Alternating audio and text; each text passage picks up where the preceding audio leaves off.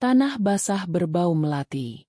Aroma itu pekat, menempel di udara lembab setelah gerimis berhenti sesaat sebelum prosesi pemakaman dimulai.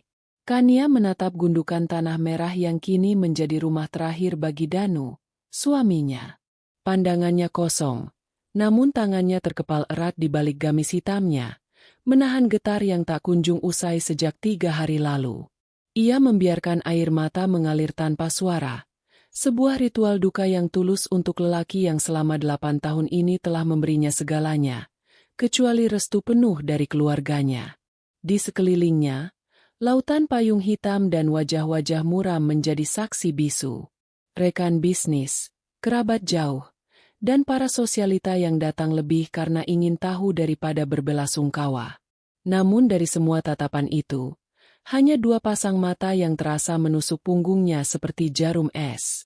Mata milik Lastri, ibu mertuanya, dan Vira, adik iparnya. Kania tidak perlu menoleh untuk tahu. Ia sudah hafal tatapan itu. Tatapan yang sama yang ia terima saat pertama kali menginjakan kaki di rumah megah keluarga almarhum suaminya sebagai seorang istri. Tatapan yang mengatakan bahwa ia, Kania, hanyalah seorang gadis biasa dari keluarga sederhana yang beruntung, atau lebih tepatnya, licik karena berhasil menjerat putra mahkota keluarga kaya raya. Selama 8 tahun, Kania menelan semua hinaan dalam diam. Ia menjadi istri yang patuh, menantu yang mencoba berbakti, dan kakak ipar yang mengalah. Ia lakukan semua itu demi Danu. Hanya demi Danu. Lelaki itu adalah perisainya. Danu selalu membelanya, memberinya kekuatan dengan pelukan hangat di malam hari dan bisikan lembut bahwa semua akan baik-baik saja. Tapi kini, perisai itu telah tiada. Danu pergi begitu cepat. Serangan jantung merenggutnya tanpa sempat berpamitan. Kini Kania sendirian, dikelilingi serigala lapar yang menyeringai di balik topeng duka mereka. Saat gundukan tanah terakhir diratakan dan bunga-bunga ditaburkan, satu persatu pelayat mulai menghampirinya, mengucapkan kalimat-kalimat klise yang terdengar kosong di telinganya. Ia hanya mengangguk, membalas dengan suara serak, berterima kasih atas kehadiran mereka. Lastri dan Vira berdiri tak jauh darinya, menerima ucapan duka dengan ekspresi yang lebih dramatis, seolah-olah merekalah pusat dari kehilangan ini. Vira bahkan sesekali menyeka mata yang tidak basah dengan sapu tangan bermerek. Sebuah sandiwara murahan yang membuat Kania muak. Di tengah kerumunan yang mulai menipis, seorang pria parubaya berjas rapi dan berkacamata mendekatinya. Wajahnya tenang dan penuh wibawa. Pak Sadewo, pengacara pribadi sekaligus orang kepercayaan Danu. Ia menjabat tangan Kania dengan lembut. Saya turut berduka cita yang sedalam-dalamnya, Bu Kania. Ucapnya dengan suara rendah dan penuh hormat. Terima kasih, Pak Sadewo, jawab Kania lirih. Pak Sadewo sedikit mencondongkan tubuhnya, memastikan tak ada orang lain yang mendengar. Semua dokumen aman, sesuai instruksi almarhum Bapak Danu. Semuanya sudah saya siapkan. Hubungi saya jika Ibu sudah siap. Jangan terburu-buru, tenangkan diri Ibu dulu. Sebuah kalimat singkat yang membawa beban makna luar biasa. Jantung Kania berdebar sedikit lebih cepat. Ini adalah pesan dari seberang kubur. Pesan dari Danu. Suaminya tahu. Ia selalu tahu apa yang akan terjadi jika ia pergi lebih dulu. Rencana ini pasti sudah ia siapkan sejak lama. Kania hanya mengangguk tipis. Sebuah isyarat bahwa ia mengerti. Pak Sadewo membalas dengan anggukan hormat sebelum berbaur kembali dengan pelayat lain dan menghilang. Percakapan singkat itu tidak luput dari perhatian Vira. Dari sudut matanya, Kania melihat adik iparnya itu menyipitkan mata, menatap Pak Sadewo yang menjauh dengan curiga. Vira lalu berbisik cepat kepada ibunya. Lastri menoleh, menatap Kania dengan kilat kebencian yang tak lagi coba ia sembunyikan. Sandiwara duka telah berakhir bagi mereka. Kini, musim berburu telah dimulai. Perjalanan pulang terasa begitu panjang dan sunyi. Kania duduk di kursi depan di samping sopir, sementara Lastri dan Vira duduk di belakang. Tak ada percakapan. Hanya keheningan dingin yang mencekam di dalam mobil mewah itu. Kania memandang keluar jendela, melihat jalanan kota yang basah. Setiap sudut seolah mengingatkannya pada Danu. Kafe tempat mereka pertama kali bertemu, toko buku tempat Danu membelikannya novel edisi terbatas, taman kota tempat mereka biasa berjalan sore. Kenangan itu membanjir, membawa gelombang baru kesedihan yang menyesakkan dada. Namun, kesedihan itu kini bercampur dengan sesuatu yang lain. Sesuatu yang lebih keras, lebih dingin. Sebuah keteguhan yang mulai terbentuk dari percakapan singkat dengan Pak Sadewo. Danu tidak meninggalkannya tanpa pertahanan. Danu telah memberinya senjata. Kini, tinggal menunggu waktu yang tepat untuk menggunakannya. Setibanya di rumah, suasana duka yang tadi terasa di pemakaman menguap seketika. Para asisten rumah tangga berjalan dengan takut-takut. Lastri dan Vira langsung masuk ruang keluarga, berbicara dengan suara tertahan namun cukup keras untuk didengar oleh Kania yang baru saja melangkah masuk. Mama harus segera hubungi notaris kita. Semua aset atas nama Danu harus segera diamankan, desis Vira. Kita tidak tahu apa saja yang sudah dibisikkan perempuan itu ke telinga Mas Danu selama ini. Tentu saja, sahut Lastri dengan nada tajam. Dia itu ular. Dari awal Mama sudah bilang, menikah dengan Danu hanya untuk mengincar hartanya. Sekarang Danu sudah tidak ada. Kita harus pastikan dia tidak mendapatkan sepeser pun. Dia masuk rumah ini tidak membawa apa-apa. Jadi dia juga harus keluar tidak membawa apa-apa. Kania berhenti sejenak di ambang pintu, mendengar setiap kata dengan jelas. Hatinya perih, bukan karena tuduhan itu, tapi karena betapa rendahnya mereka menilai cinta tulusnya pada Danu. Selama ini ia diam, tapi bukan berarti ia tuli. Ia tahu persis apa yang mereka pikirkan tentangnya. Ia tidak mengatakan apa-apa. Dengan langkah pelan, ia menaiki tangga menuju kamarnya, kamar yang ia bagi bersama Danu. Aroma parfum suaminya masih tertinggal di bantal, di jubah mandi yang tergantung di balik pintu. Ia memeluk bantal itu erat-erat, membenamkan wajahnya dan menangis sejadi-jadinya. Kali ini, ia tidak hanya menangisi kepergian Danu. Ia menangisi 8 tahun kesabarannya. 8 tahun ia membiarkan dirinya diinjak-injak. Ia menangisi Kania yang lama, yang lemah dan selalu mengalah. Karena ia tahu, setelah malam ini, Kania yang itu harus mati dan dikubur bersama jasad suaminya. Yang akan bangkit adalah seorang wanita yang akan memperjuangkan wasiat terakhir dari pria yang paling ia cintai. Ia akan menghadapi mereka, bukan dengan air mata, tetapi dengan kekuatan yang tidak pernah mereka duga ia miliki. Malam itu, di tengah kesunyian kamarnya, Kania berjanji pada bayangan Danu, bahwa ia akan melindungi semua yang telah suaminya percayakan padanya. Malam semakin larut. Suara jam dinding di ruang tengah berdetak dengan ritme yang terasa mengejek, menghitung mundur menuju sebuah konfrontasi yang tak terhindarkan. Kania tidak makan malam. Ia hanya mengurung diri di kamar, mencoba mengumpulkan sisa-sisa kekuatannya. Ia tahu mereka akan datang. Ia tahu malam ini adalah puncaknya. Setelah seharian menahan diri, topeng kesabaran ibu dan anak itu pasti akan segera terlepas. Benar saja. Sekitar pukul 9 malam, pintu kamarnya diketuk dengan kasar, tanpa sopan santun. Bukan ketukan pelan seorang asisten rumah tangga, melainkan gedoran tak sabar. Kania, keluar. Mama mau bicara. Suara Vira terdengar melengking dari balik pintu. Kania menarik napas dalam-dalam. Inilah saatnya.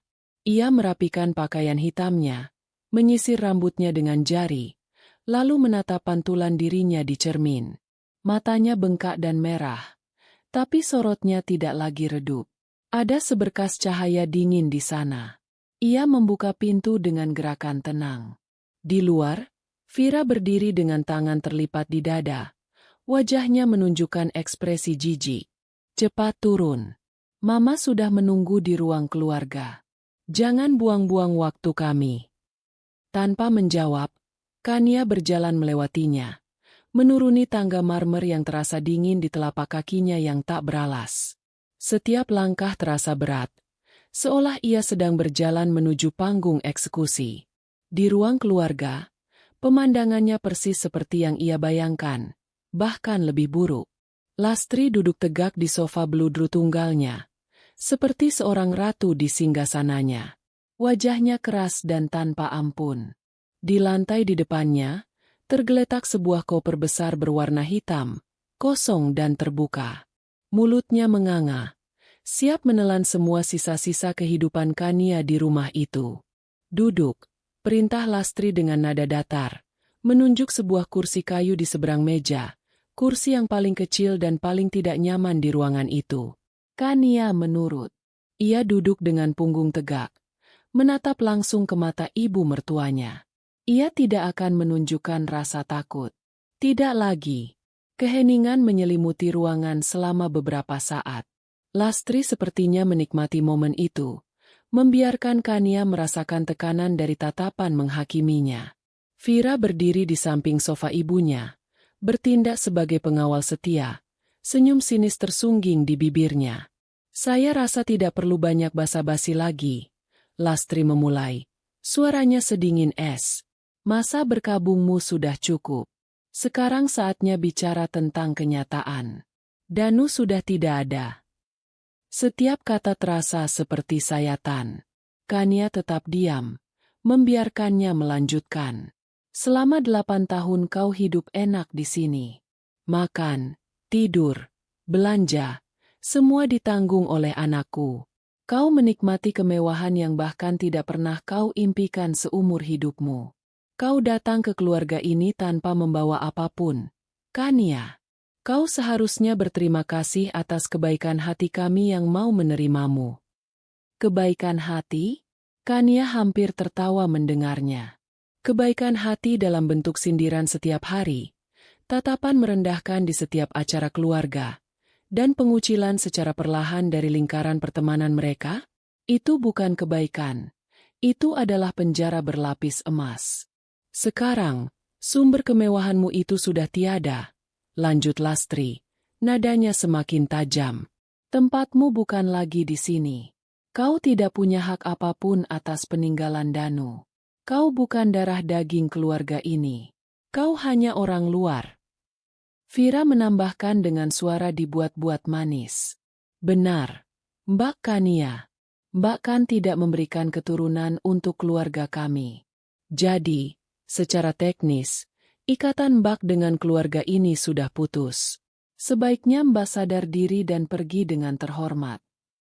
Pukulan terakhir itu, tentang anak, adalah yang paling menyakitkan. Mereka tahu betul Kania dan Danu telah berjuang selama bertahun-tahun, melakukan berbagai program medis, namun takdir belum berpihak. Danu tidak pernah menyalahkannya.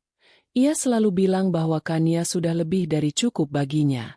Tapi bagi mereka, itu adalah senjata pamungkas untuk menyudutkannya, untuk membuatnya merasa gagal sebagai seorang wanita dan istri. Air mata mengancam akan tumpah, tapi Kania menahannya sekuat tenaga. Ia tidak akan memberi mereka kepuasan itu. Melihat Kania hanya diam, kesabaran Lastri habis. Ia berdiri, menunjuk ke arah koper kosong itu dengan dagunya. Wajahnya memerah karena amarah yang ditahan.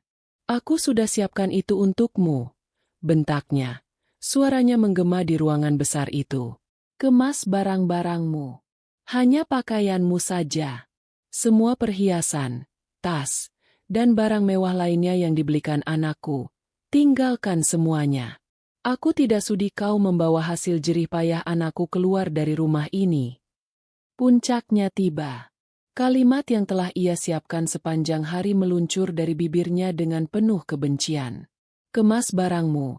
Lintah tua tak boleh tinggal di sini. Kamu tidak punya hak apa-apa atas peninggalan anakku. Vira tersenyum penuh kemenangan. Ia bahkan melangkah mendekati Kania, seolah ingin segera menyeretnya ke atas untuk berkemas. Namun, reaksi yang mereka harapkan tidak datang. Tidak ada tangisan. Tidak ada permohonan. Tidak ada amukan putus asa. Kania menatap mereka berdua, satu persatu, dengan tatapan yang anehnya tenang. Sangat tenang. Ketenangan itu justru membuat Lastri dan Vira merasa tidak nyaman. Setelah hening beberapa detik, Kania menarik napas perlahan dan menjawab dengan suara yang jelas dan mantap, tanpa getar sedikit pun. Baiklah. Satu kata itu membuat ibu dan anak itu tertegun. Mereka saling pandang, bingung. Mereka mengharapkan drama, pertarungan, bukan penyerahan diri yang begitu mudah. Apakah semudah ini? Apakah perempuan ini begitu bodoh dan penakut? Kania bangkit dari kursinya. Gerakannya anggun dan tidak tergesa-gesa. Ia berjalan menuju tangga, seolah benar-benar akan pergi ke kamarnya untuk berkemas.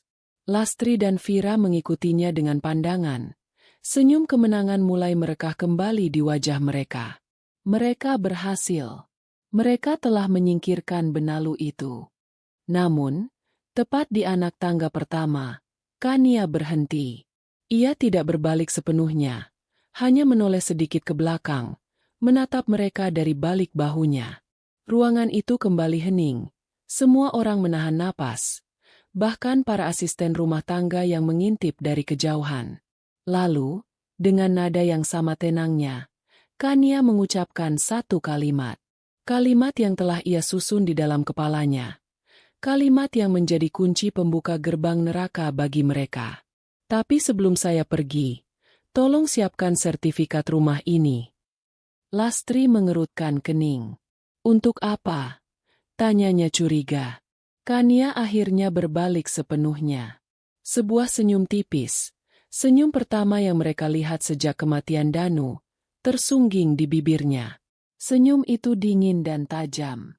Karena besok pagi, saya akan menjual rumah yang kini menjadi milik saya. Waktu seolah berhenti.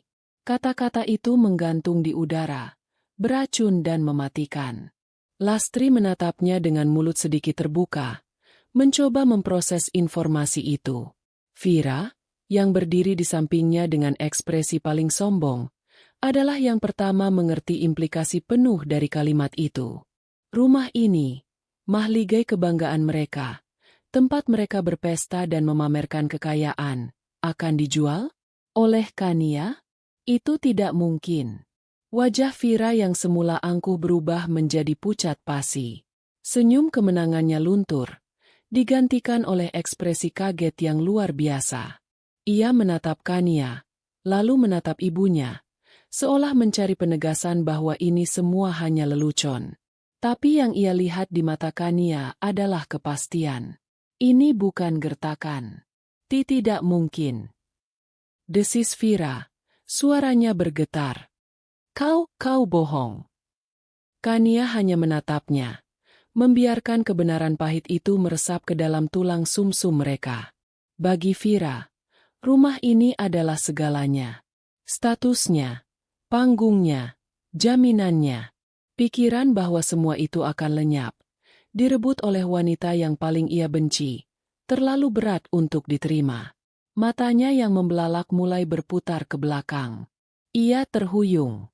Vira, pekik Lastri, menyadari ada yang salah dengan putrinya. Tapi sudah terlambat. Sebuah erangan tertahan keluar dari mulut Vira. Kakinya lemas seperti jeli. Dan di hadapan Kania dan ibunya yang syok, tubuh Vira ambruk ke lantai marmer yang dingin dengan suara gedebuk yang memilukan. Ia pingsan. Kekacauan meledak. Lastri menjerit panik. Para asisten rumah tangga berlarian mendekat. Di tengah semua itu, Kania hanya berdiri di anak tangga, menatap pemandangan di bawahnya dengan ekspresi datar. Pertempuran pertama telah ia menangkan tanpa perlu mengangkat suara. Dan ini, barulah permulaan. Kekacauan adalah musik latar bagi ketenangan Kania. Di bawah sana, di ruang keluarga, suara panik Lastri yang memanggil-manggil nama Vira, derap langkah para asisten rumah tangga, dan aroma minyak angin yang mulai menguar, semuanya terasa seperti datang dari dunia lain. Kania tidak menoleh ke belakang. Ia terus menaiki anak tangga satu persatu. Setiap langkahnya terasa lebih ringan, seolah beban 8 tahun penindasan baru saja terangkat dari pundaknya. Ia tidak merasa puas atau gembira melihat Vira pingsan. Perasaan yang menyelimutinya lebih rumit dari itu. Ada kelegaan, tentu saja. Kelegaan karena bom waktu pertama yang ia ledakan berhasil menghancurkan benteng kesombongan mereka. Namun, di atas segalanya, yang ia rasakan adalah penegasan. Penegasan bahwa jalan yang akan ia tempuh ini, jalan yang telah disiapkan Danu untuknya, adalah jalan yang benar. Sesampainya di kamar, ia menutup pintu kayu yang tebal itu.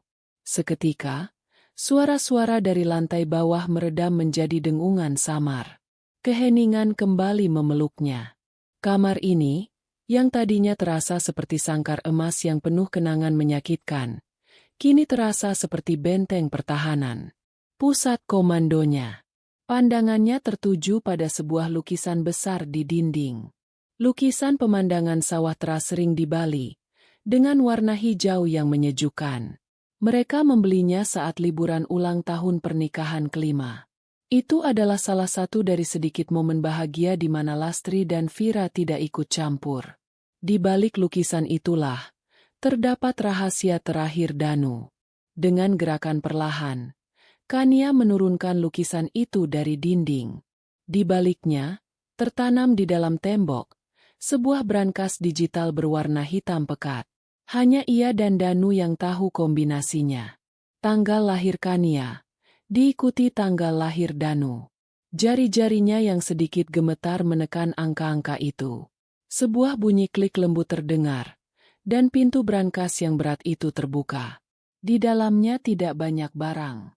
Hanya ada beberapa tumpuk dokumen legal yang disegel, sebuah kotak bludru kecil berisi sepasang anting mutiara, hadiah pertama Danu untuknya, dan sebuah amplop tebal berwarna krem. Di bagian depan amplop itu, tertulis namanya dalam tulisan tangan Danu yang khas dan elegan. Untuk Kaniaku, bidadari penjagaku. Hatinya berdesir. Ia mengambil amplop itu, merasakan tekstur kertasnya yang mahal. Tangannya kembali bergetar saat ia membuka segelnya. Di dalamnya, ada beberapa lembar surat yang ditulis tangan. Aroma parfum Danu yang samar, aroma cendana dan sitrus yang selalu menenangkannya, menguar dari kertas itu. Seketika, pertahanannya runtuh. Air mata yang sejak tadi ia tahan akhirnya tumpah, membasahi pipinya saat ia mulai membaca. Kaniaku tersayang, jika kau membaca surat ini, itu artinya aku telah gagal menepati janjiku untuk menua bersamamu. Maafkan aku.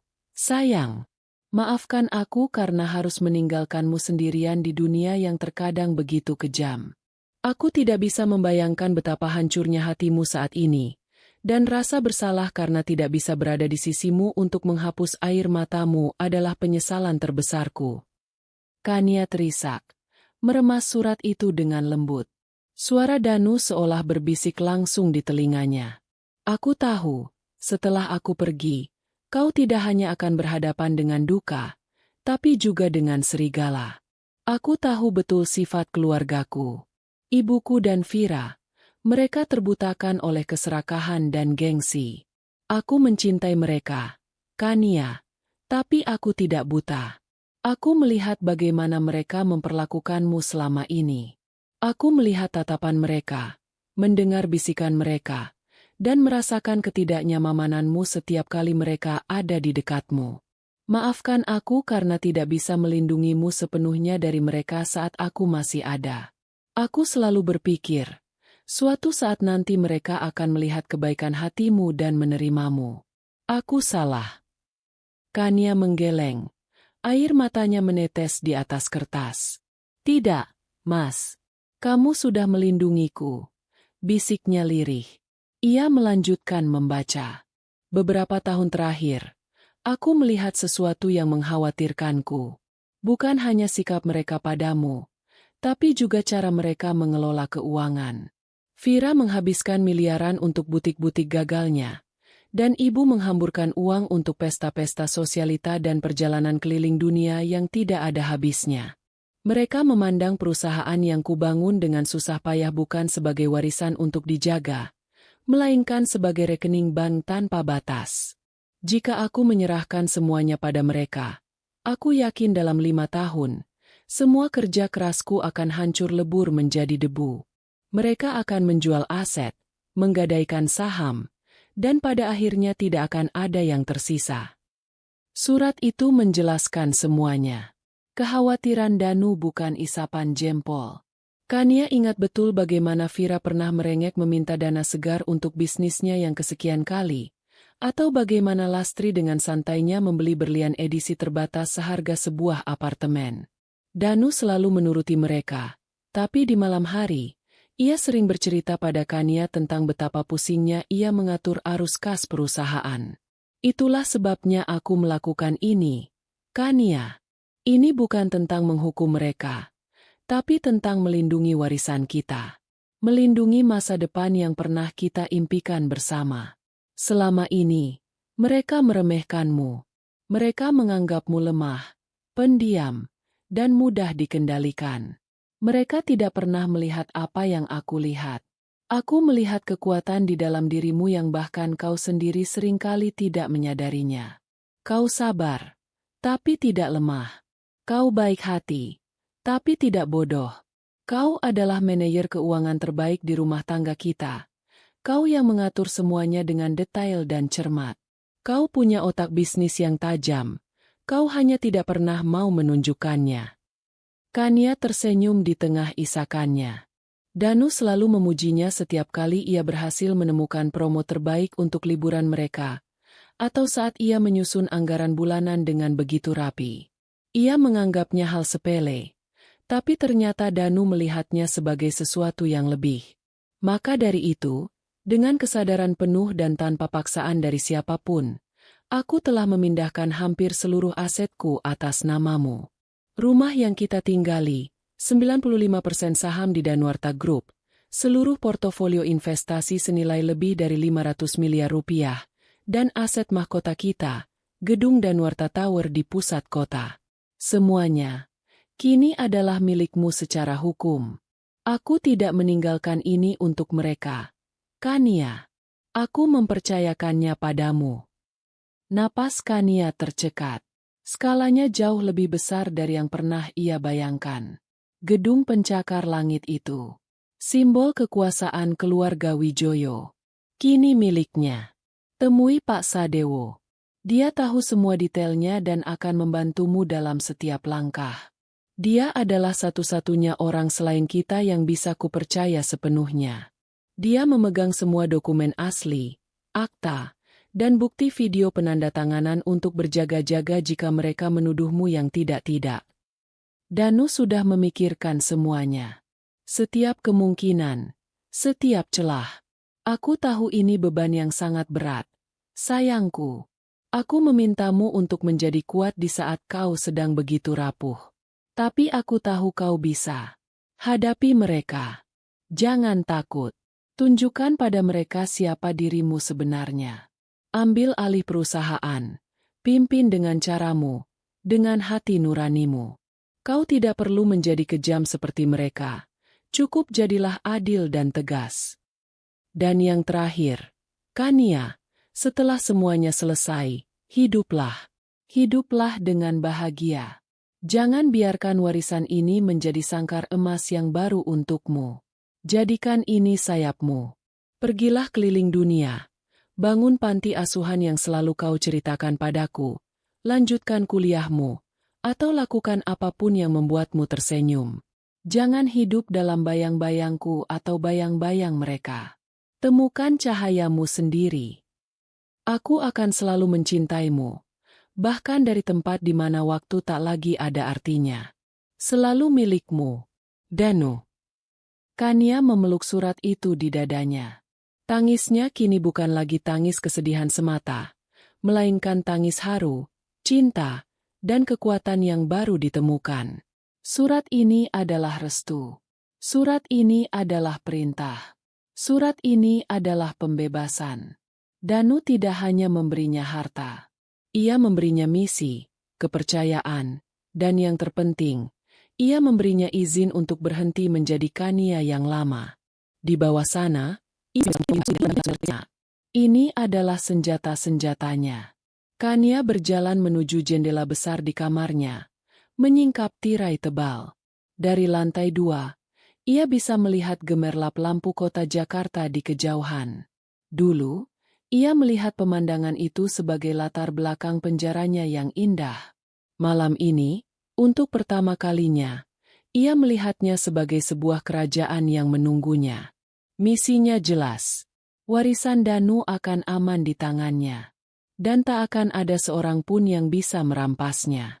Pagi datang membawa suasana yang aneh di dalam rumah megah itu. Udara terasa tebal oleh ketegangan sisa semalam. Di meja makan, hanya ada 2 orang yang sarapan dalam diam. Lastri dan Vira. Wajah Vira pucat dan bengkak. Ia hanya mengaduk-aduk buburnya tanpa selera. Lastri, di sisi lain, tampak seperti gunung berapi yang siap meletus. Matanya merah, entah karena kurang tidur atau karena menahan amarah yang meluap-luap. Mereka berdua sesekali melirik ke arah tangga, menunggu kemunculan Kania dengan cemas sekaligus benci. Mereka tidak tahu apa yang harus mereka harapkan. Tepat pukul 8:30, Kania menuruni tangga. Penampilannya membuat ibu dan anak itu ternganga. Tidak ada lagi gamis hitam polos atau daster rumahan yang biasa ia kenakan. Hari ini, Kania mengenakan setelan celana panjang berwarna biru tua yang pas di badan, dipadu dengan blus sutra berwarna krem. Rambutnya yang panjang diikat rapi menjadi sanggul rendah yang elegan. Wajahnya dirias tipis namun profesional, menonjolkan tulang pipinya dan memberikan sorot mata yang tajam. Di tangannya, ia membawa sebuah tablet. Ia bukan lagi janda yang berduka. Ia adalah seorang eksekutif. Selamat pagi, sapa Kania dengan nada datar namun jelas. Suaranya memenuhi ruang makan yang hening. Lastri dan Vira hanya menatapnya tanpa menjawab. Transformasi itu begitu drastis hingga membuat mereka kehilangan kata-kata. Kania tidak memedulikan mereka. Ia mengambil segelas air putih dan meminumnya dengan tenang. Saya sudah meminta Pak Sadewo dan timnya untuk datang jam 10 pagi ini. Kita akan mengadakan rapat di ruang makan. Saya harap Ibu dan Vira bisa hadir. Ia tidak bertanya. Ia memberi perintah. Rapat apa? Desis Lastri. Akhirnya menemukan suaranya. Kau pikir kau siapa bisa mengatur kami di rumah ini? Kania meletakkan gelasnya dan menatap lurus ke mata ibu mertuanya. Saya adalah pemilik rumah ini. Jadi ya, saya pikir saya berhak mengaturnya. Jam 10. Ulangnya dengan tegas sebelum berbalik dan berjalan menuju ruang kerja Danu, sebuah ruangan yang selama ini terlarang baginya. Tepat jam 10, bel pintu berbunyi. Pak Sadewo datang bersama 2 orang asistennya yang masih muda. Seorang pria dan seorang wanita. Mereka membawa beberapa tas kerja yang tampak berat. Kania menyambut mereka di pintu dan mengantar mereka langsung ke ruang makan. Di sana, sebuah proyektor kecil dan layar sudah disiapkan oleh salah satu asisten rumah tangga atas perintah Kania. Lastri dan Vira, mau tidak mau, ikut masuk ke ruang makan. Mereka duduk berseberangan dengan Kania. Wajah mereka mengeras seperti batu. Mereka memutuskan untuk melihat sejauh mana permainan Kania ini akan berlanjut. Mereka masih berpegang pada keyakinan bahwa ini semua hanyalah gertakan kosong. Kania duduk di kepala meja, posisi yang biasanya selalu ditempati oleh Danu. Pak Sadewo duduk di sebelah kanannya. Selamat pagi, Bu Lastri, Bu Vira. Sapa Pak Sadewo dengan sopan. Sesuai permintaan Bu Kania, hari ini kami akan memaparkan status legal dari seluruh aset yang sebelumnya berada di bawah nama almarhum Bapak Danuarta Wijoyo. Vira mendengus. Tidak perlu. Kami sudah tahu semuanya adalah milik kami sebagai ahli waris utama. Pak Sadewo tersenyum tipis. Sebaiknya Ibu melihat dulu data yang kami miliki. Asistennya menyalakan proyektor. Halaman pertama muncul di layar. Judulnya besar dan jelas. Akta jual beli dan sertifikat hak milik properti. Di bawahnya, terpampang foto dan salinan sertifikat rumah yang sedang mereka tempati. Nama pemilik yang tertera di sana, dengan tanda tangan notaris dan stempel resmi, adalah Kania Paramita. Akta itu dibuat 6 bulan yang lalu. Wajah Lastri memutih. Ini bukan gertakan. Ini dokumen asli. Pak Sadewo melanjutkan ke halaman berikutnya tanpa menunggu reaksi mereka. Struktur kepemilikan saham Danuarta Group. Sebuah bagan rumit muncul, menunjukkan alur kepemilikan. Sebelum perubahan, 80% saham dipegang Danu, 15% oleh Lastri, dan 5% oleh Vira. Bagan di sebelahnya menunjukkan struktur saat ini, 95% saham atas nama Kania Paramita, 5% atas nama Vira. Saham milik Lastri kini 0. Apa-apaan ini? Teriak Lastri, tak bisa lagi menahan diri. Bagaimana bisa sahamku hilang? Danu tidak mungkin melakukan ini. Pak Sadewo tetap tenang. Ada akta pengalihan saham yang sah, Bu. Bapak Danu menjual saham ibu kepadanya, lalu mengalihkannya ke Bu Kania. Uang hasil penjualannya telah ditransfer ke rekening pribadi ibu 2 bulan lalu. Mungkin ibu bisa mengeceknya. Lastri terdiam. Ia ingat ada transfer dana dalam jumlah besar masuk rekeningnya. Tapi Danu hanya bilang itu adalah uang saku tambahan darinya. Ia tidak pernah berpikir bahwa itu adalah uang hasil penjualan sahamnya. Halaman berikutnya adalah yang paling memukul. Aset inti, kepemilikan Danuarta Tower. Foto gedung pencakar langit yang menjulang gagah itu memenuhi layar. Di bawahnya, dokumen legal yang menyatakan bahwa kepemilikan gedung itu, yang berdiri di atas tanah atas nama perusahaan, kini berada di bawah kendali pemegang saham mayoritas yang baru, Kania Paramita. Pukulan terakhir adalah rincian portofolio investasi dan dana tunai di berbagai bank, yang total nilainya mencapai lebih dari 500 miliar rupiah. Semua rekening itu kini berada di bawah kuasa Kania. Cukup sudah. Lastri menggebrak meja dengan keras. Ini palsu. Semuanya palsu. Kau pasti memalsukan tanda tangan anakku. Kau menggunakan guna-guna padanya. Perempuan licik. Ia menjerit histeris, menunjuk wajah Kania. Aku akan menuntutmu. Aku akan memenjarakanmu. Kania tidak bergeming. Ia hanya menatap Pak Sadewo dan mengangguk kecil. Pak Sadewo seolah sudah mengantisipasi reaksi ini. Ia menghela napas. Bu Lastri, kami sangat mengerti keterkejutan Ibu. Namun, almarhum Bapak Danu sudah mengantisipasi hal ini. Ia lalu memutar laptopnya menghadap Lastri dan Vira. Silakan ditonton.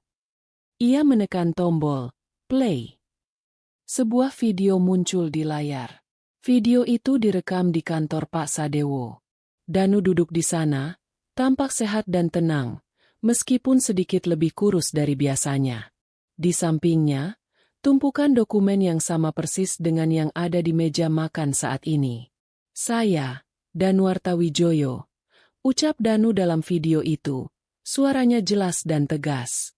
Pada hari ini, tanggal 17 Maret 2025, dalam keadaan sadar sepenuhnya dan tanpa ada paksaan dari pihak manapun, dengan ini menyatakan niat saya untuk mengalihkan aset-aset yang tertera dalam dokumen-dokumen ini.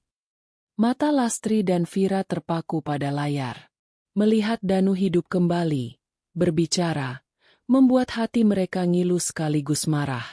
Seluruh aset ini, lanjut Danu, termasuk rumah saya, saham mayoritas saya di Danuarta Group, gedung Danuarta Tower, dan seluruh dana investasi pribadi saya alihkan kepemilikannya kepada istri saya satu-satunya yang sah dan sangat saya cintai, Kania Paramita. Danu kemudian menatap lurus ke kamera, seolah-olah ia sedang menatap langsung ke mata ibunya saat ini. Saya melakukan ini karena saya percaya penuh pada kemampuannya. Saya tahu ia akan menjaga dan mengembangkan semua yang telah saya bangun dengan lebih baik daripada siapapun. Keputusan ini mutlak dan tidak dapat diganggu-gugat.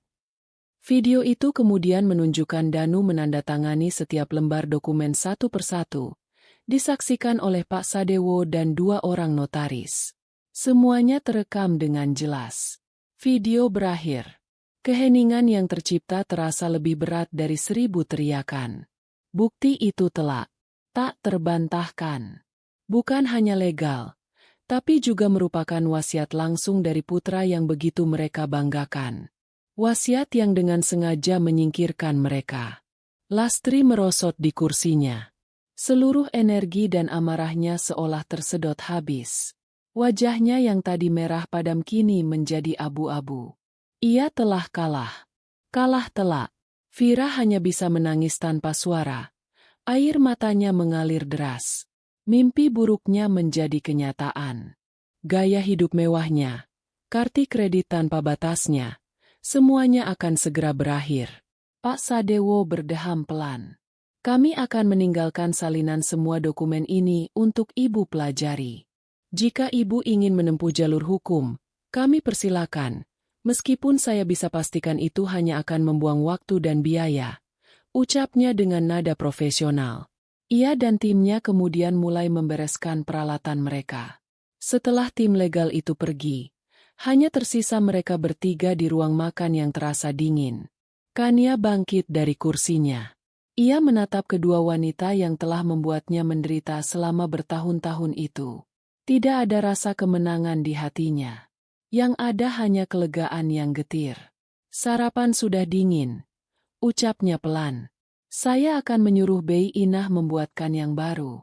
Kalian pasti butuh tenaga untuk mencerna semua ini. Ia lalu berjalan pergi, meninggalkan mereka berdua dalam reruntuhan dunia mereka. Gerbang kekuasaan telah terbuka lebar untuknya, dan ia baru saja melangkahkan kakinya melewati gerbang itu. Kekalahan di ruang makan tidak serta-merta memadamkan api dalam diri Lastri dan Vira. Sebaliknya, air dingin kenyataan yang disiramkan ke wajah mereka justru membuat api itu menyala lebih besar, lebih panas, dan lebih membabi buta.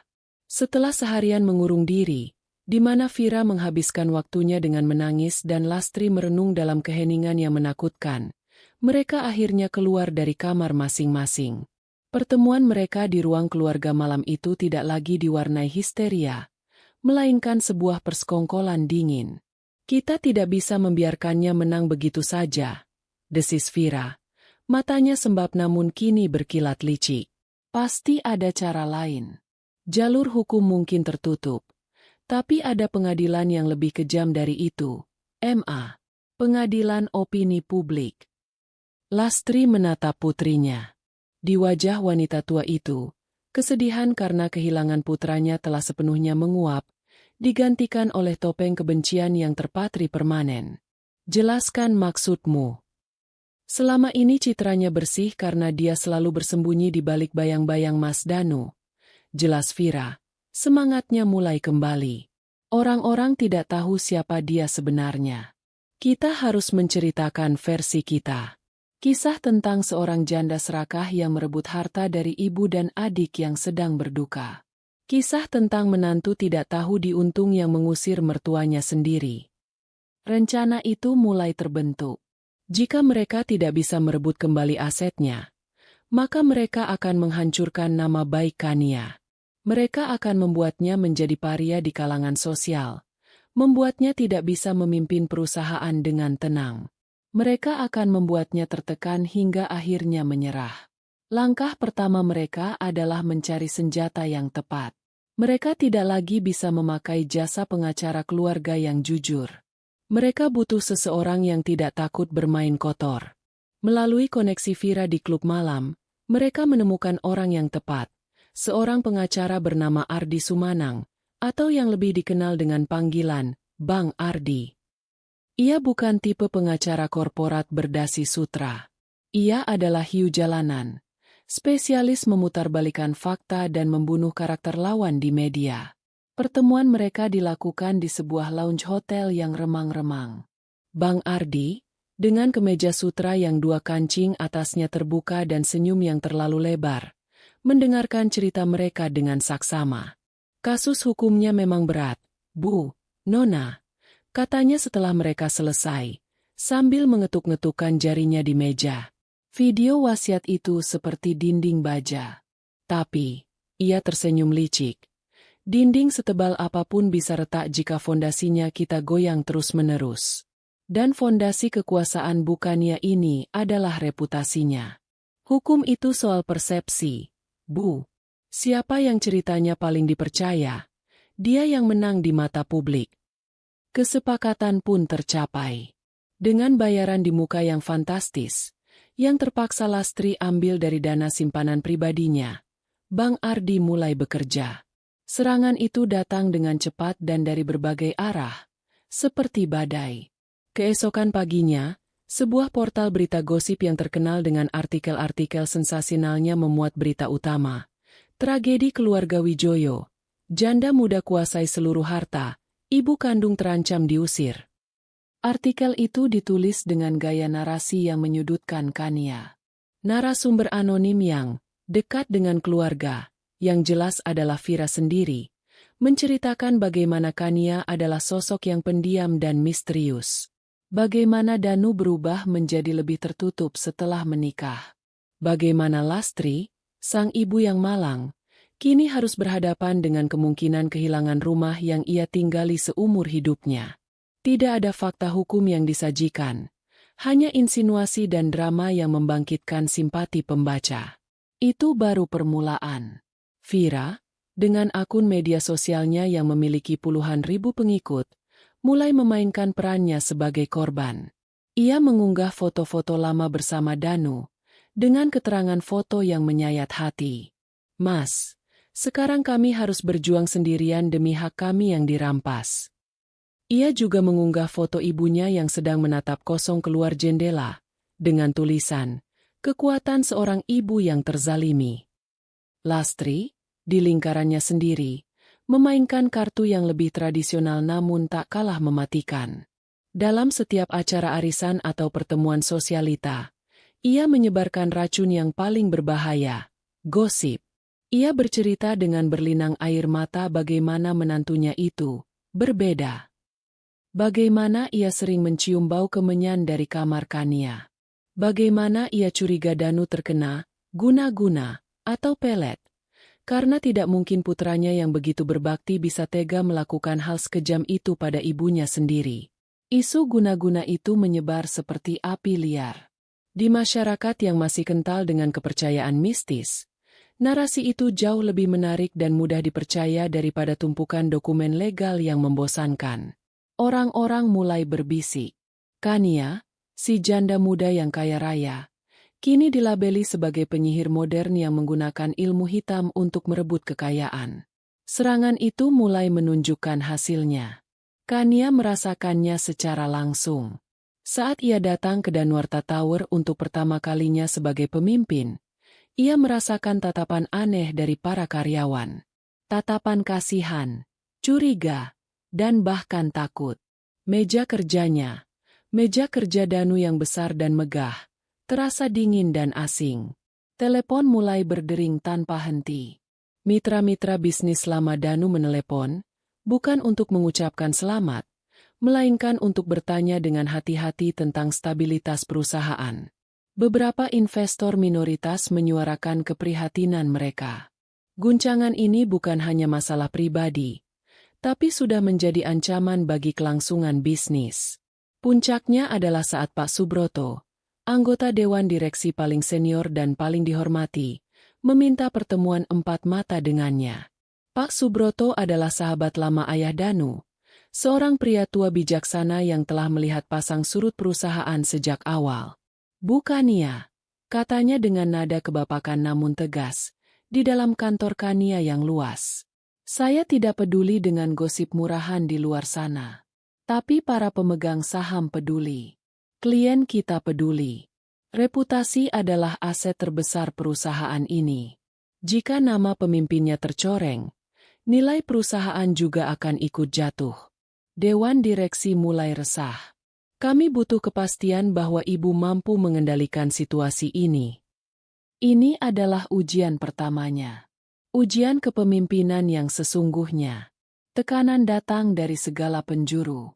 Dari luar, media dan masyarakat menghakiminya. Dari dalam, Dewan Direksi meragukannya.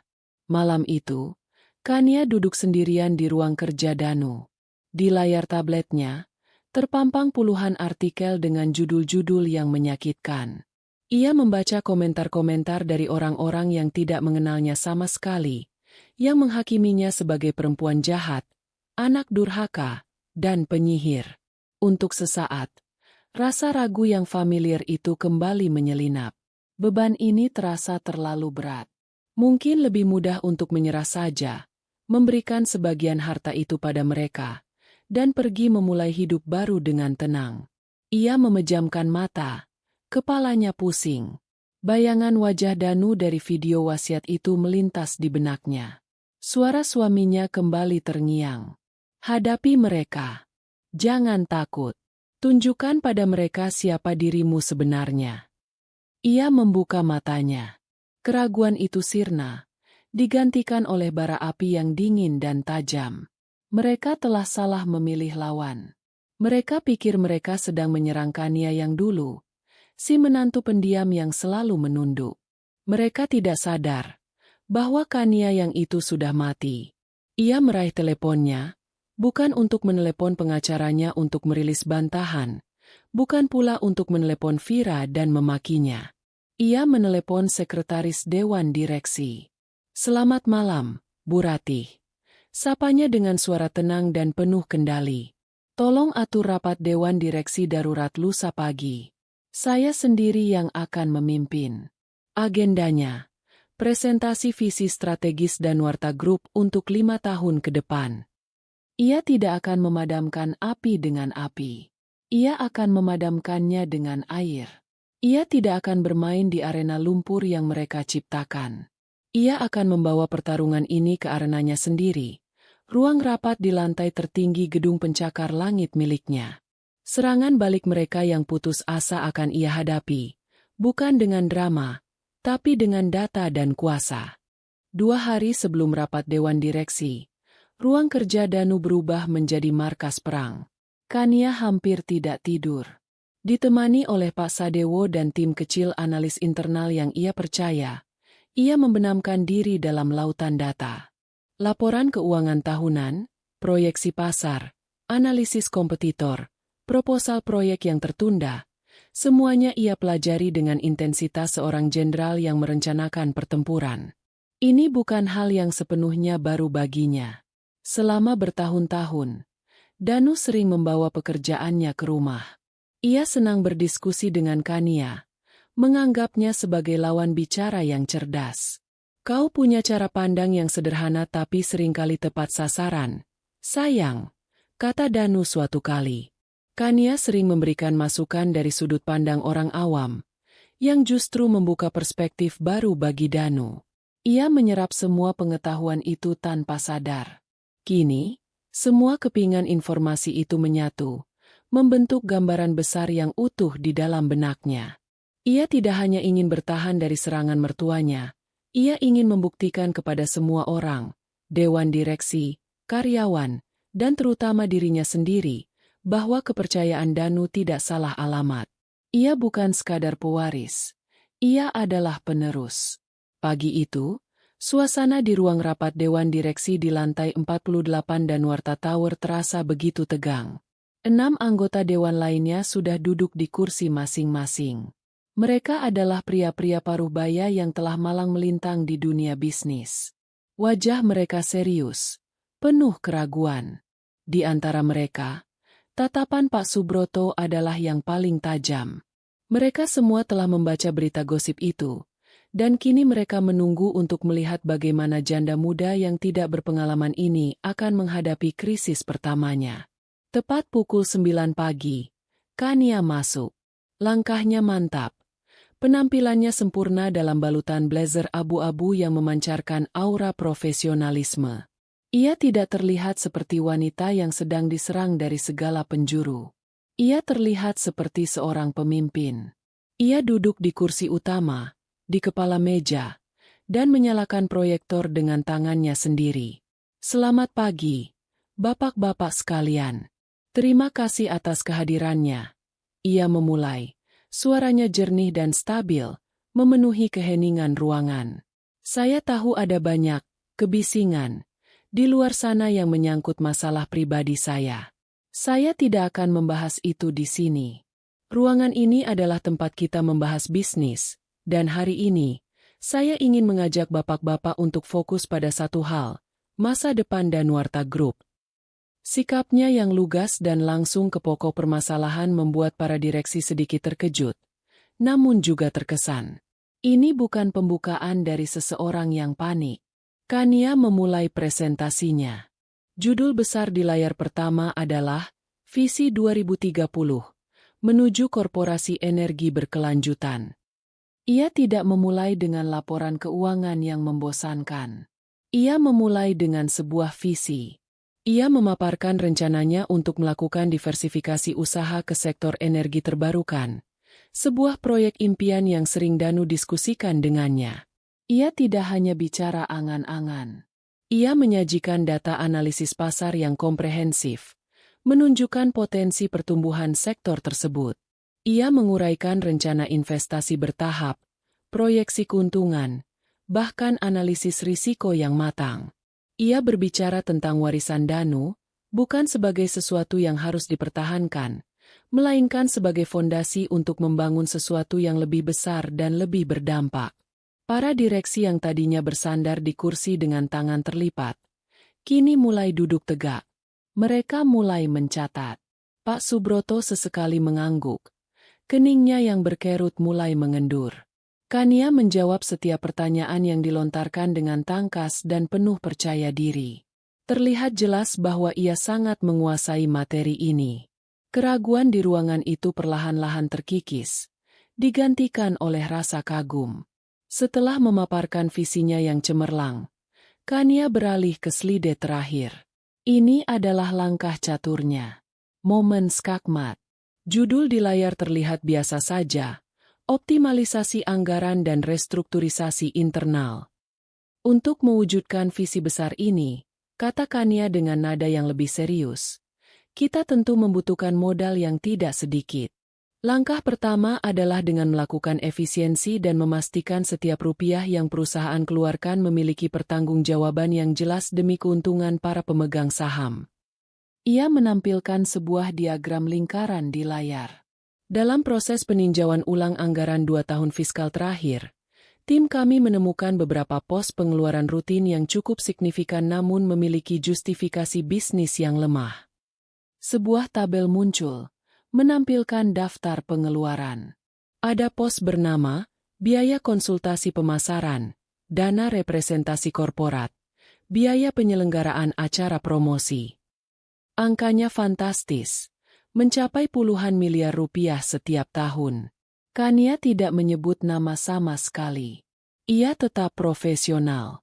Sebagai contoh, pos, biaya konsultasi pemasaran, ini, setelah ditelusuri lebih lanjut, transaksinya secara rutin dibayarkan ke 5 perusahaan konsultan yang berbeda. Layar berganti, menampilkan nama ke-5 perusahaan itu. Para direksi menatap nama-nama asing itu dengan kening berkerut.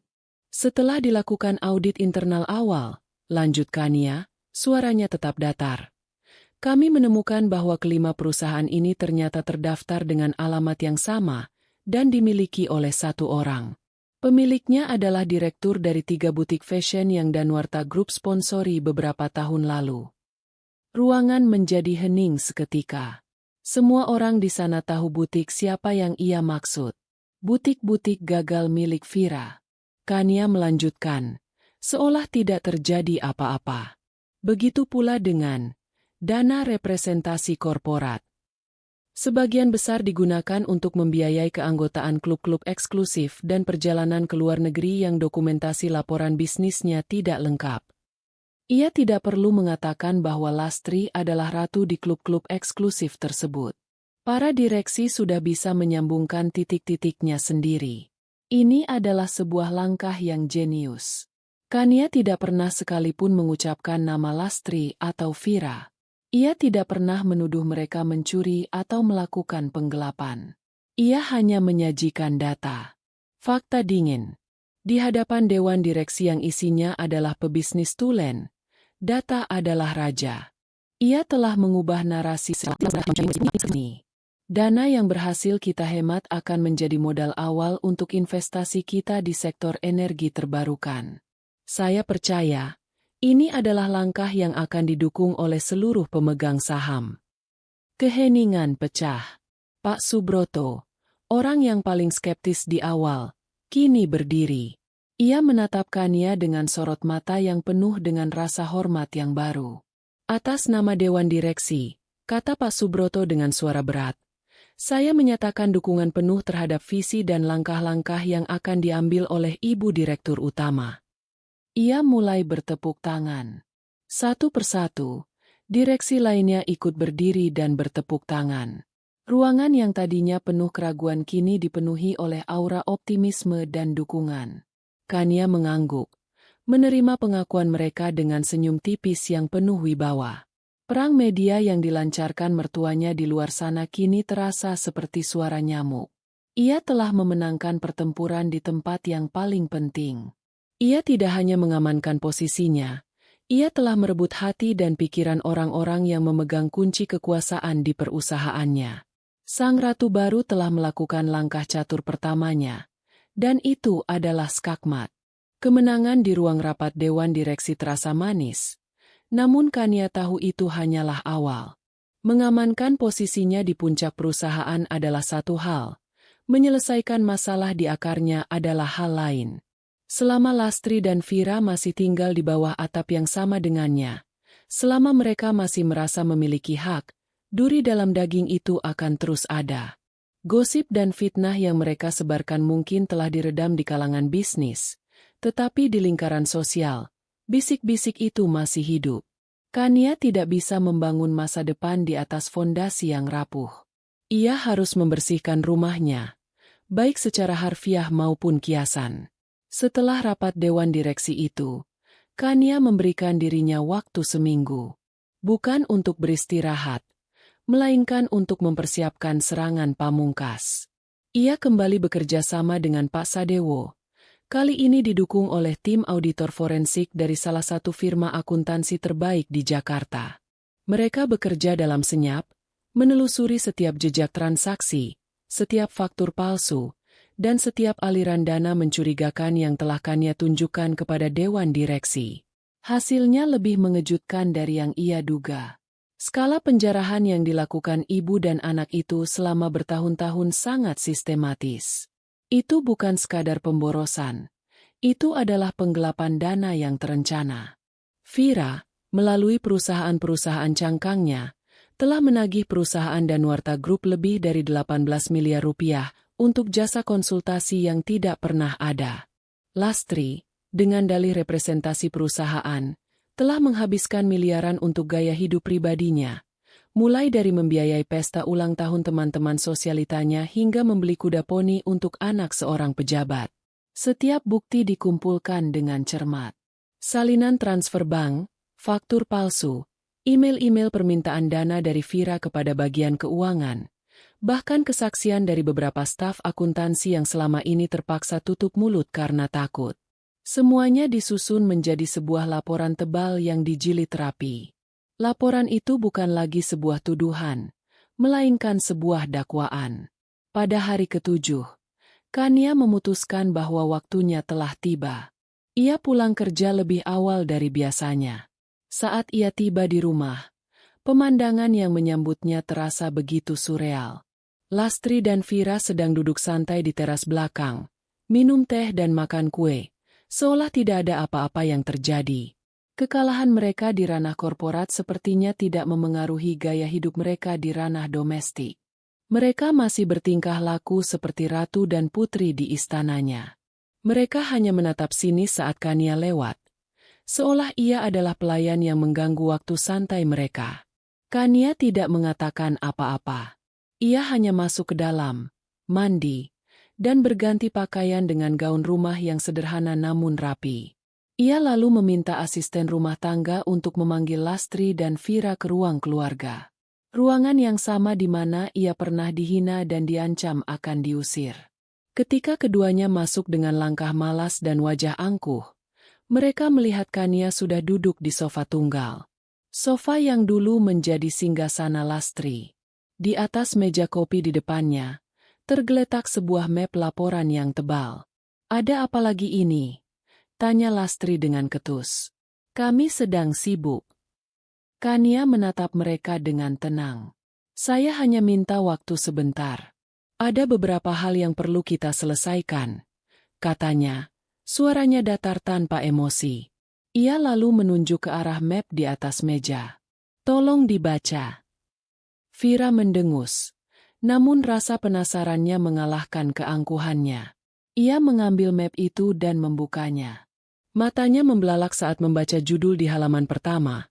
Laporan audit investigasi atas dugaan penyalahgunaan aset perusahaan oleh pihak terafiliasi. Ia membalik halaman demi halaman dengan cepat.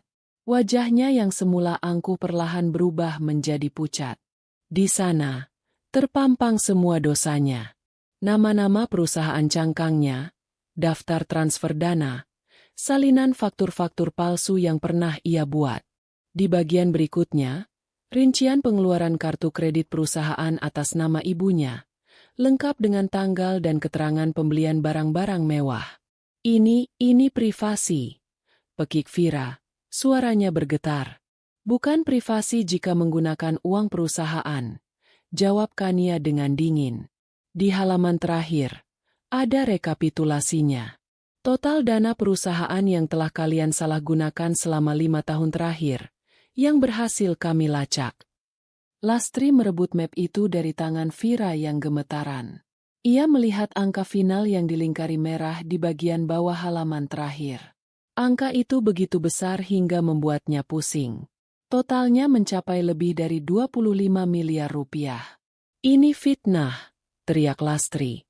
Meskipun suaranya tidak lagi seyakin sebelumnya. Bukti-bukti itu terlalu detail untuk disangkal. "Bukan fitnah, Bu. Itu fakta," kata Kania. "Dan Dewan Direksi sudah mengetahui semuanya. Mereka memberikan saya mandat penuh untuk menyelesaikan masalah ini demi melindungi kepentingan perusahaan dan para pemegang saham." Kania mencondongkan tubuhnya sedikit ke depan. Tatapannya tajam menusuk. "Sekarang, kalian punya utang sebesar 25 miliar kepada Danuarta Group, dan perusahaan menginginkan uangnya kembali. Saya datang ke sini malam ini untuk memberikan kalian 2 pilihan." Ia mengacungkan satu jarinya. "Pilihan pertama, perusahaan akan membawa laporan ini ke ranah hukum. Kami akan melaporkan kalian atas tuduhan penggelapan dana dan penipuan. Dengan bukti sekuat ini, saya jamin kalian tidak akan menang. Aset-aset pribadi kalian, apartemen Vira, semua perhiasan dan simpanan ibu di bank, semuanya akan disita oleh negara untuk membayar ganti rugi. Dan sisa hidup kalian kemungkinan besar akan dihabiskan di penjara. Nama keluarga Wijoyo yang begitu kalian banggakan akan hancur menjadi debu." Wajah Lastri dan Vira kini benar-benar pias seperti mayat. Bayangan penjara, aib, dan kemiskinan melintas di depan mata mereka. "Atau," lanjut Kania, nadanya sedikit melunak, namun tetap mengandung ancaman. "Pilihan kedua. Kalian bisa menyelesaikan ini secara internal. Secara kekeluargaan." Ia berhenti sejenak, membiarkan secercah harapan palsu muncul di benak mereka. "Kalian akan menandatangani 2 surat. Surat pertama adalah surat pengakuan utang kepada perusahaan, yang menyatakan bahwa kalian akan menyerahkan seluruh aset likuid dan non-likuid atas nama kalian sebagai cicilan pembayaran. Apartemen Vira, mobil-mobil mewah, dan semua perhiasan itu nilainya mungkin tidak akan cukup, tapi itu bisa dianggap sebagai itikat baik. Surat kedua," lanjut Kania, "adalah surat pernyataan maaf secara publik. Kalian akan menarik semua tuduhan dan fitnah yang telah kalian sebarkan tentang saya. Pernyataan itu akan dirilis secara resmi melalui tim hukum perusahaan. Ia menatap mereka berdua dalam-dalam. Setelah kalian menandatangani kedua surat itu, kalian punya waktu 3 hari untuk berkemas dan meninggalkan rumah ini. Untuk selamanya. Kau mengusir kami? Desis Lastri. Tak percaya. Saya memberikan kalian jalan keluar. Koreksi Kania. Setelah kalian pergi, perusahaan, atas dasar kemanusiaan dan mengingat jasa almarhum Danu, akan memberikan dana tunjangan bulanan. Cukup untuk menyewa rumah sederhana dan untuk biaya hidup sehari-hari. Bukan untuk pesta atau belanja. Anggap saja itu pesangon terakhir dari Danuarta Group. Keheningan yang mencekam menyelimuti ruangan. Di hadapan mereka, terhampar 2 jalan yang sama-sama mengerikan. Satu jalan menuju penjara dan kehancuran total. Satu jalan lagi menuju kehidupan sederhana yang sunyi dan penuh aib. Kemewahan, status sosial, dan kekuasaan yang selama ini menjadi napas hidup mereka, akan direnggut seluruhnya. Vira adalah yang pertama pecah. Ia jatuh berlutut di lantai, menangis tersedu-sedu. Jangan, Mbak Kania, jangan lakukan ini. Aku mohon. Lastri hanya duduk mematung. Wajahnya yang keriput menunjukkan pergulatan batin yang hebat. Harga dirinya yang setinggi langit sedang berperang melawan rasa takutnya yang luar biasa. Kania berdiri. Ia tidak tergerak oleh air mata Vira atau tatapan benci Lastri. Hatinya telah mati rasa terhadap mereka. Saya beri kalian waktu 24 jam untuk berpikir, katanya sambil berjalan menuju tangga. Besok malam jam 7, Pak Sadewo akan datang ke sini untuk mengambil jawaban dan surat yang sudah ditandatangani. Jika kalian memilih pilihan kedua, pikirkan baik-baik. Ia meninggalkan mereka berdua di ruang keluarga, terkurung dalam keheningan yang menyiksa bersama map laporan yang menjadi vonis nasib mereka. Utang mereka bukan hanya soal uang. Utang mereka adalah kesombongan, kekejaman, dan tahun-tahun penderitaan yang telah mereka timpakan padanya. Dan malam ini, ia datang untuk menagih semuanya. 24 jam berikutnya adalah neraka di dalam mahligai yang dingin itu. Waktu yang diberikan Kania terasa seperti hitungan mundur menuju eksekusi. Lastri dan Vira mengurung diri di kamar masing-masing pada awalnya. Namun keheningan itu terlalu menakutkan. Akhirnya, mereka bertemu kembali di ruang keluarga, bukan sebagai sekutu, melainkan sebagai 2 orang terpidana yang saling menyalahkan. Ini semua gara-gara kau, bentak Lastri, menunjuk Vira dengan jari gemetar. Ide gilamu untuk menyerangnya di media. Kalau saja kau bisa diam dan sabar, kita mungkin masih bisa mendapatkan bagian kita baik-baik. Salah Mama, balas Vira, tidak mau kalah. Air matanya sudah kering digantikan oleh amarah putus asa. Mama yang dari dulu selalu merendahkan dia, menganggapnya bodoh. Mama yang terlalu sombong untuk melihat bahwa dia punya taring. Sekarang lihat apa hasilnya. Kita akan jadi gelandangan. Pertengkaran sengit itu tidak ada gunanya. Mereka berdua tahu itu. Di tengah keputusasaan, Vira mencoba menghubungi Bang Ardi, pengacara licik yang mereka sewa. Setelah beberapa kali panggilannya tidak diangkat, akhirnya pengacara itu mengirimkan pesan singkat. Bukti terlalu kuat. Kasus pidana. Saya sarankan terima kesepakatan damai. Saya undur diri dari kasus ini. Pesan itu adalah paku terakhir di peti mati harapan mereka. Mereka benar-benar sendirian. Tidak ada teman sosialita yang bisa menolong. Tidak ada kerabat yang berani melawan Kania yang kini memegang kendali penuh. Mereka terisolasi di dalam sangkar emas mereka sendiri. Pilihan itu sejatinya bukanlah pilihan. Penjara atau kebebasan dalam kesederhanaan? Rasa takut mengalahkan harga diri. Prospek mengenakan seragam tahanan, tidur di sel yang sempit, dan menjadi bahan tertawaan seluruh negeri adalah mimpi buruk yang tidak sanggup mereka hadapi. Dengan berat hati yang luar biasa, mereka sepakat. Mereka akan menandatangani surat-surat itu. Keesokan malamnya, Tepat pukul 7, Pak Sadewo datang sendirian. Ia disambut oleh keheningan yang canggung. Lastri dan Vira sudah menunggunya di ruang keluarga. Wajah mereka kuyu dan kalah. Di atas meja, 2 surat yang telah disiapkan Pak Sadewo tergeletak bersama sebuah pulpen. "Apakah Ibu dan Nona sudah membuat keputusan?" tanya Pak Sadewo dengan nada formal. Lastri hanya mengangguk lemah. Tanpa banyak bicara, ia mengambil pulpen itu. Tangannya gemetar hebat saat ia membubuhkan tanda tangannya di atas surat pengakuan utang dan surat pernyataan maaf. Goresan tinta itu terasa seperti goresan pisau di harga dirinya. Setelah selesai, ia mendorong surat itu ke arah Vira. Vira menandatanganinya sambil terisak pelan. Semuanya selesai dalam waktu kurang dari 5 menit. Kania tidak ada di sana. Ia sengaja tidak mau menyaksikan momen itu. Ia berada di kantornya di Danuarta Tower, menyelesaikan beberapa pekerjaan. Saat Pak Sadewo menelepon dan memberitahukan bahwa surat-surat itu telah ditandatangani, Kania tidak merasakan gelombang kemenangan. Tidak ada sorak-sorai di dalam hatinya. Yang ada hanyalah kelegaan yang hampa dan rasa lelah yang mendalam. Ia berjalan ke jendela kaca raksasa di kantornya, menatap kerlip lampu kota di bawah. Ia memikirkan Danu. Apakah ini yang diinginkan suaminya? Mungkin tidak. Danu tidak pernah ingin melihat keluarganya menderita. Tapi Danu juga tidak ingin melihat warisannya dihancurkan dan istrinya ditindas. Kania hanya melakukan apa yang harus dilakukan.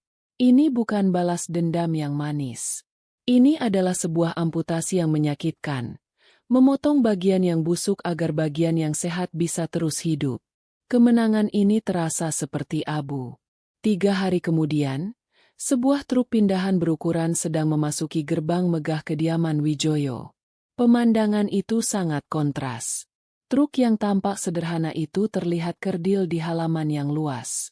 Para pekerja mulai mengangkut barang-barang pribadi Lastri dan Vira, kotak-kotak berisi pakaian, album foto, beberapa lukisan kecil, dan pernak-pernik kenangan mereka. Tidak ada lagi furnitur mewah, patung kristal, atau barang-barang antik. Semuanya telah disita sebagai bagian dari pembayaran utang. Kania mengawasi dari balkon kamarnya. Ia melihat Lastri dan Vira keluar dari rumah untuk terakhir kalinya. Mereka tidak lagi mengenakan gaun desainer atau perhiasan yang berkilauan. Lastri memakai blus batik sederhana, dan Vira hanya mengenakan jeans dan kaos. Mereka terlihat seperti 2 orang asing di rumah yang pernah menjadi panggung kekuasaan mereka. Saat mereka akan masuk ke dalam taksi yang sudah menunggu, Lastri berhenti. Ia mendongak. Matanya bertemu dengan mata Kania yang menatap dari atas. Tatapan itu tidak lagi berisi amarah yang meledak-ledak, melainkan kebencian yang dingin dan membeku. Sebuah janji tanpa kata bahwa ia tidak akan pernah memaafkan. Vira, sebaliknya, tidak berani mengangkat wajahnya. Ia hanya menunduk dan bergegas masuk ke dalam taksi. Kania hanya menatap balik tanpa ekspresi, sampai taksi itu bergerak perlahan, melewati gerbang, dan menghilang di tikungan jalan. Hening. Untuk pertama kalinya dalam 8 tahun, rumah itu terasa begitu sunyi. Tidak ada lagi sindiran sinis Vira. Tidak ada lagi perintah-perintah angkuh dari Lastri. Hanya ada suara angin yang berdesir di antara pepohonan taman. Kania masuk kembali ke dalam kamarnya. Perang telah berakhir. Ia telah menang. Istana ini kini sepenuhnya miliknya. Tapi istana yang kosong terasa begitu besar dan sepi. Kejatuhan sang ratu lama tidak diiringi pesta pora, melainkan oleh kesunyian yang menggema. Kini, tugas terberatnya bukanlah memenangkan peperangan, tetapi belajar bagaimana cara hidup dengan kedamaian yang baru saja ia rebut dengan susah payah. Rumah itu kini terasa terlalu besar. Kepergian Lastri dan Vira tidak meninggalkan kelegaan yang riuh, melainkan keheningan yang memekakan. Setiap langkah Kania menggema di lantai marmer yang dingin. Setiap ruangan kosong seolah menatapnya dengan tatapan hampa. Istana yang ia perjuangkan mati-matian untuk direbut kini terasa lebih seperti museum yang sepi daripada sebuah rumah. Malam-malam pertama setelah mereka pergi adalah yang terberat. Kania sering terbangun di tengah malam, separuh berharap mendengar suara bentakan Lastri atau tawa mengejek Vira, hanya untuk menyadari bahwa ia benar-benar sendirian. Kesunyian itu adalah piala kemenangannya, tetapi piala itu terasa berat dan dingin di tangannya. Namun, Kania tahu ia tidak punya waktu untuk tenggelam dalam kesepian. Fajar selalu datang terlalu cepat, dan di Danuarta Tower, sebuah kerajaan bisnis yang baru saja ia warisi menunggunya. Ia menumpahkan seluruh energi dan fokusnya ke dalam pekerjaan. Ruang kerja Danu, yang tadinya terasa asing, kini menjadi pusat dunianya. Ia datang paling pagi dan pulang paling malam. Ia ingin membuktikan kepada semua orang, dan terutama kepada dirinya sendiri, bahwa ia pantas berada di sana. Langkah pertamanya sebagai CEO adalah melakukan bersih-bersih internal. Dengan data audit yang ia miliki, ia mulai merombak struktur manajemen. Beberapa kepala divisi yang ia tahu adalah orang-orangnya Lastri. Mereka yang diangkat bukan karena kompetensi melainkan karena kedekatan, dipanggil satu persatu. Ia tidak memecat mereka secara membabi buta. Ia memberi mereka kesempatan, menantang mereka dengan target-target baru yang jelas dan terukur. Beberapa dari mereka terkejut dengan pemahamannya yang mendalam tentang operasional perusahaan dan memilih untuk beradaptasi. Namun, mereka yang terbiasa bekerja santai dan hanya pandai menjilat, akhirnya menyerah dan mengajukan pengunduran diri secara sukarela. Sebagai gantinya, Kania mulai mencari bakat-bakat terpendam di dalam perusahaan. Ia sering turun langsung ke lantai-lantai di bawah, berbicara dengan manajer tingkat menengah, bahkan staf junior. Ia ingin mendengar denyut nadi perusahaan secara langsung, bukan hanya dari laporan-laporan yang sudah dipoles di atas mejanya. Dari sanalah ia menemukan permata-permata tersembunyi, seorang analis data muda yang brilian namun terlalu pemalu untuk menonjolkan diri, seorang kepala gudang yang memiliki sistem logistik yang jauh lebih efisien daripada sistem resmi perusahaan, seorang sekretaris divisi yang memiliki kemampuan negosiasi setingkat direktur. Orang-orang inilah yang ia promosikan. Ia menciptakan budaya baru di Danuarta Group, budaya meritokrasi, di mana kinerja lebih dihargai daripada koneksi. Perubahan itu tentu saja tidak berjalan mulus. Ada perlawanan-perlawanan kecil dari kubu lama. Ada bisik-bisik di sudut kantor yang meremehkannya sebagai bos dadakan. Namun, Kania menghadapinya dengan kepala dingin.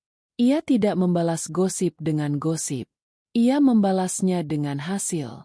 Proyek energi terbarukan yang ia gagas mulai berjalan. Laba perusahaan di kuartal pertama di bawah kepemimpinannya menunjukkan kenaikan yang signifikan, berkat efisiensi anggaran yang ia terapkan. Perlahan tapi pasti, rasa hormat mulai tumbuh menggantikan keraguan. Di tengah kesibukannya membangun kembali perusahaan, Kania menemukan sebuah petunjuk dari masa lalu yang mengubah segalanya. Saat sedang merapikan laci-laci tua di meja kerja Danu, ia menemukan sebuah buku harian kecil yang terkunci. Ia mengenali buku itu. Danu sering menulis di sana saat sedang gelisah. Kunci kecilnya tersimpan di dalam kotak penanya. Dengan tangan sedikit gemetar, Kania membukanya. Buku harian itu berisi curahan hati Danu selama bertahun-tahun. Tentang tekanan yang ia rasakan dari ibunya, tentang kekecewaannya pada Vira, dan tentang cintanya yang begitu besar pada Kania. Namun, ada satu nama yang berulang kali muncul, nama yang belum pernah Kania dengar sebelumnya, Gilang. Hari ini aku bertemu Gilang lagi, tulis Danu di salah satu halaman. Dia sekarang bekerja sebagai manajer proyek di sebuah perusahaan konstruksi kecil. Sayang sekali. Otaknya brilian. Etos kerjanya luar biasa. Kalau saja ibu tidak mengusirnya dulu, dia pasti sudah menjadi tangan kananku di perusahaan. Ibu tidak pernah suka padanya karena Gilang terlalu jujur. Dia satu-satunya orang di keluarga yang berani menentang gaya hidup boros ibu dan Vira. Dia bilang itu akan menghancurkan perusahaan suatu saat nanti. Ternyata dia benar. Kania terus membaca. Gilang ternyata adalah sepupu Danu dari pihak ayahnya. Seorang yatim piatu yang sempat ditampung oleh keluarga Wijoyo, namun diusir oleh Lastri saat remaja karena dianggap tidak tahu berterima kasih, setelah ia menolak permintaan Vira untuk membantunya mencontek saat ujian. Sejak saat itu, namanya menjadi tabu di keluarga Wijoyo. Sebuah ide cemerlang muncul di benak Kania. Ini mungkin jawaban atas kesendiriannya. Ia butuh sekutu. Seseorang yang memiliki hubungan darah dengan Danu, seseorang yang memahami dinamika keluarga ini, dan yang terpenting, seseorang yang bisa ia percaya. Melalui Pak Sadewo, Kania berhasil melacak keberadaan Gilang. Pria itu kini berusia akhir 30-an, tinggal di sebuah kota satelit bersama istri dan 2 anaknya yang masih kecil. Ia memang bekerja sebagai manajer proyek di sebuah perusahaan konstruksi skala menengah. Hidupnya sederhana, jauh dari kemewahan yang pernah ia cicipi di rumah Wijoyo. Kania memutuskan untuk menemuinya secara langsung. Pertemuan mereka diatur di sebuah kafe yang tenang. Gilang datang dengan raut wajah waspada. Ia tinggi tegap, dengan wajah yang tegas namun sorot mata yang teduh. Sedikit mengingatkan Kania pada Danu. "Saya Kania," ucap Kania, mengulurkan tangan. "Istri almarhum Danu." Gilang menjabat tangannya. "Saya tahu siapa Anda." Turut berduka cita atas kepergian Danu. Dia orang baik. Kania langsung ke pokok permasalahan. Ia menceritakan semua yang telah terjadi sejak kematian Danu. Tentang wasiatnya, tentang perlawanan Lastri dan Vira, dan tentang bagaimana ia kini memegang kendali perusahaan. Ia berbicara dengan jujur, tanpa melebih-lebihkan atau menutupi apapun. Gilang mendengarkan tanpa menyela. Wajahnya tetap tenang, tetapi Kania bisa melihat kilat keterkejutan di matanya saat mendengar skala warisan yang ditinggalkan Danu. "Lalu, apa yang Anda inginkan dari saya?" tanya Gilang setelah Kania selesai bercerita. "Saya butuh bantuanmu, Mas Gilang," kata Kania tulus. "Saya butuh orang yang bisa saya percaya. Seseorang yang mengerti visi Danu. Saya telah membaca buku hariannya. Dia sangat menghargaimu. Saya ingin menawarkanmu posisi di Danuarta Group. Bukan karena kasihan, tapi karena saya butuh keahlianmu. Saya butuh kejujuranmu." Gilang terdiam lama. Ia menatap keluar jendela, seolah menimbang-nimbang beban masa lalunya. "Tante Lastri dan Vira, mereka tidak akan pernah menerima saya kembali." "Mereka sudah tidak ada di sana," jawab Kania tegas. "Perusahaan ini, rumah itu, sekarang berada di bawah kendali saya. Saya ingin membangun lingkaran kepercayaan yang baru. Lingkaran yang didasarkan pada kompetensi dan integritas, bukan hubungan darah yang beracun. Dan saya ingin memulainya denganmu." Itu adalah sebuah tawaran yang tidak bisa ia tolak. Bukan karena jabatan atau uangnya, tetapi karena kesempatan untuk menghormati memori sepupunya dan melanjutkan apa yang benar. Minggu berikutnya, Gilang secara resmi bergabung dengan Danuarta Group sebagai direktur operasional. Kehadirannya membawa angin segar. Ia cepat beradaptasi, dan pengalamannya di lapangan terbukti sangat berharga. Ia menjadi tangan kanan Kania, penasihatnya, dan terkadang, satu-satunya teman yang bisa ia ajak bicara tentang Danu. Bersama Gilang dan istrinya yang ramah, Kania mulai membangun kembali konsep keluarga. Mereka sering makan malam bersama di rumah besar yang sepi itu. Suara tawa anak-anak Gilang yang berlarian di lorong-lorongnya perlahan-lahan mengusir hantu-hantu masa lalu. Istana itu tidak lagi kosong. Ia mulai diisi kembali, bukan dengan perabotan mewah atau pesta yang megah, tetapi dengan sesuatu yang jauh lebih berharga: kepercayaan, tawa, dan harapan baru. Kania sadar, membangun kembali sebuah istana tidak hanya soal membersihkan puing-puing lama, tetapi juga tentang meletakkan fondasi baru yang kuat untuk masa depan. Dan ia telah menemukan batu pertama untuk fondasinya. 1 tahun berlalu seperti embusan angin. Waktu, yang pernah terasa berhenti saat Danu pergi, kini kembali berputar dengan ritme yang baru, ritme yang sibuk dan penuh tujuan. Di bawah kepemimpinan Kania, Danuarta Group tidak hanya pulih, tetapi juga bertransformasi. Visi Kania tentang energi berkelanjutan bukan lagi sekadar presentasi di ruang rapat. Proyek percontohan pembangkit listrik tenaga surya di Jawa Barat telah selesai dibangun dan beroperasi dengan sukses. Kania adalah seorang insinyur sipil yang memastikan setiap detail fondasi dibangun dengan sempurna. Ia teliti, tegas, namun juga adil. Ia dikenal sebagai pemimpin yang lebih banyak mendengar daripada berbicara, dan keputusannya selalu didasarkan pada data dan hati nurani. Para karyawan menghormatinya, bahkan mencintainya. Pagi itu, Kania berdiri di tempat favoritnya, di depan jendela kaca dari lantai ke lantai di kantornya di puncak Danuarta Tower. Dari ketinggian ini, Jakarta terhampar di bawahnya seperti permadani raksasa yang berkelip. Matahari baru saja mulai mengintip di ufuk timur, mewarnai langit dengan gradasi oranye dan ungu yang lembut. Ini adalah ritual paginya, menyaksikan fajar menyingsing di atas kota yang pernah terasa begitu mengancam. Kini, ia melihatnya sebagai ladang kemungkinan. Hari ini adalah hari yang istimewa. Hari ini adalah peresmian Yayasan Danu Kania. Sebuah mimpi yang pernah mereka rajut bersama di malam-malam yang tenang, kini menjadi kenyataan. Yayasan itu akan fokus pada pemberian beasiswa penuh bagi anak-anak kurang mampu yang berprestasi di bidang sains dan teknologi. Kania telah mengalokasikan sebagian besar keuntungan pribadinya dari dividen perusahaan untuk mendanai yayasan ini secara mandiri. Acara peresmiannya tidak diadakan di hotel mewah. Kania memilih untuk mengadakannya di aula serbaguna sebuah sekolah menengah di pinggiran kota. Sekolah pertama yang akan menerima manfaat dari program beasiswa tersebut. Para tamu undangannya bukanlah pejabat tinggi atau sosialita, melainkan para guru, siswa-siswi berprestasi, dan orang tua mereka. Saat ia memberikan pidato di atas panggung sederhana, suaranya terdengar hangat dan tulus. Ia tidak berbicara tentang bisnis atau angka-angka. Ia berbicara tentang mimpi.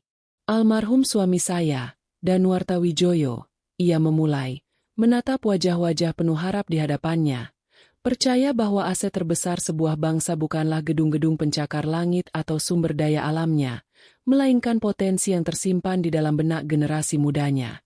Namun, terlalu sering, potensi itu tidak pernah bisa mekar karena terhalang oleh keterbatasan ekonomi. Yayasan ini, lanjutnya, bukanlah sebuah tindakan